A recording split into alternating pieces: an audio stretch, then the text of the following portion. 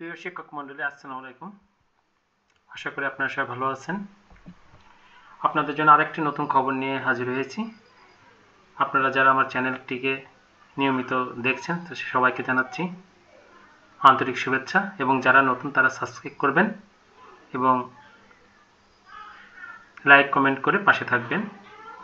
প্রিয় শিক্ষক, শিক্ষা প্রতিষ্ঠানের জন্য বোর্ডের একটি জরুরি নির্দেশনাটা হচ্ছে হলো 2025 সালের এসএসসি পরীক্ষাতে অনুপস্থিতির কারণ। এই কারণ অনুসন্ধানের নির্দেশ দিয়েছে বোর্ড। যেসব পরীক্ষার্থী ফর্ম পূরণ করেছে কিন্তু প্রথম দিন থেকে অনুপস্থিত, তাদের তথ্য গুগল ফর্মে 15 কার্য দিবসের মধ্যে পাঠাতে বলা হয়েছে।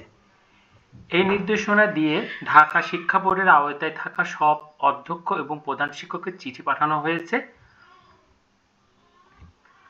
গত মঙ্গলবার ঢাকা মাধ্যমিক ও উচ্চ মাধ্যমিক শিক্ষা বোর্ডের এক চিঠিতে তথ্য জানানো হয়েছে। তাদেরকে এই নির্দেশনা দেওয়া হয়েছে যে কেন পরীক্ষার্থীরা অনুপস্থিত আছে সেই বিষয়টি তদন্ত করে তারা বিষয়টি প্রতিবেদন আকারে দাখিল করবে। চিঠিতে এরকম বলা হয়েছে, 2025 সালে চলমান এসএসসি পরীক্ষা প্রতিদিন কিছু সংখ্যক পরীক্ষার্থী ফর্ম পূরণ করবার পরও অনুপস্থিত থাকছে। কেন? এটা একটি বিষয় নিয়ে সরকার প্রধানরা একটু উদ্বিগ্ন হয়ে আছে। এই প্রেক্ষিতে ঢাকা শিক্ষা বোর্ডের পরীক্ষার্থীদের অনুপস্থিতির কারণ অনুসন্ধানের উদ্যোগ গ্রহণ করেছে।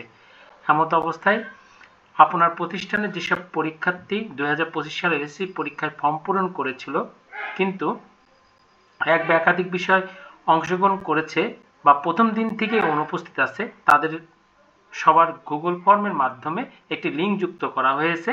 সেই লিঙ্কের মাধ্যমে 15 কার্য দিবসের মধ্যে পাঠানোর জন্য অনুরোধ করা হয়েছে প্রতিষ্ঠান প্রধান এবং অধ্যক্ষ মহোদয়কে। চিঠিতে আরো বলা হয়েছে, প্রত্যেকে অনুপস্থিত পরীক্ষার্থীর পৃথক পৃথক ছকে তথ্য পাঠাতে হবে। এমন একটি খবর নিয়ে ঢাকা শিক্ষা বোর্ড একটি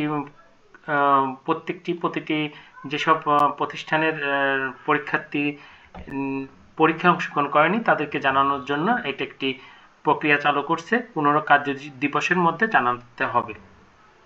যতজন অনুপস্থিত পরীক্ষার্থী তথ্য পাঠাবে ততবার লিঙ্কে ক্লিক করে পৃথক পৃথক ফর্মে তথ্য পাঠাতে হবে।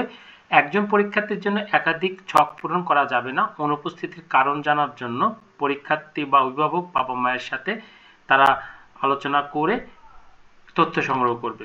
কোনো শিক্ষার্থী অনুপস্থিতি তা জানার জন্য সংশ্লিষ্ট কেন্দ্রে তথ্য সংগ্রহ করতে হবে। এই বিষয়টি অতীব জরুরি এবং শিক্ষা মন্ত্রণালয় এবং শিক্ষা বোর্ড এটি একটি উদ্যোগ হাতে নিয়েছে। তো প্রিয় শিক্ষক মন্ডলী, এমন একটি খবর দেওয়া আপনাদের সামনে আমি জানাতে পারছি। ধন্যবাদ সবাইকে, ভালো থাকবেন।